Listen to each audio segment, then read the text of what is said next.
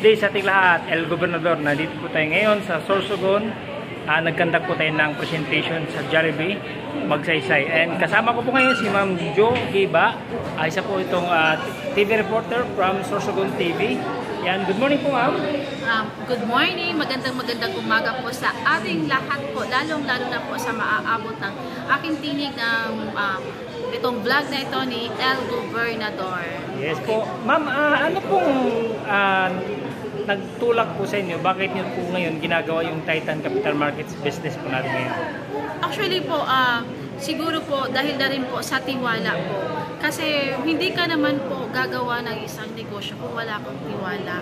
Siguro po dahil na rin po doon sa naghikayat sa akin na gumawa ng forex trading. Aminin man po natin na medyo naging negative na po yung imahe ng forex trading dito po sa Pilipinas, dito po sa amin. So, naging daan din po siguro si Upline June, si Upline Melody, kung bakit ako na-push na mag-forex trading. Upline June, ma'am, sino po sila? Si BC Gobernador ng Sorsogon na si June Escudero. Okay, wow. At syempre, ang kanyang mapagmahal na asawa na si Miss Melody Fernandez. Ma'am, ilang taon na po kayo sa pagiging reporter po? Ay, 2 taon pala naman akong reporter, pero as a sales manager ng Avon, it almost 15 years na po. So, medyo mahaba yung na journey, no? And ano po nakita niyo sa Titan Capital Markets? Bakit po ito yung napili yung company na samahan bukod po sa Forex at bukod po kay Sir John na nag-invite po sa inyo? Ano po nakita niyo po dito na pwede pong mangyari in the future? Kasi nakita ko siya na talagang realistic po yung niya, yung mga totoo talaga siya na hindi yung suntok sa buwan na bibigyan ka ng pera, ganito, mag-deposit ka ng ganitong pera, ganito yung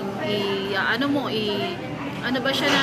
Parang transparent yung company, no? Yes, very transparent, tsaka reliable po. Yes. Kasi within 2 weeks, kasi ako din, inaral ko din muna siya, tapos trinay ko po sa sarili ko, bago din po ako nag-hikayat. Yes po. So ngayon po, nag-hikayat na po talaga ako on social media, on my social media account, dahil alam ko po, natutoo po siya. Nangyari na po, ginawa ko po, at I'm so glad and honored na pinaano ko yun sa brother ko. Yun yung po kinausap ko na i-withdraw yung pera. Yes. So nakita niya na totoo siya at totoo siyang kumikita. Yes po.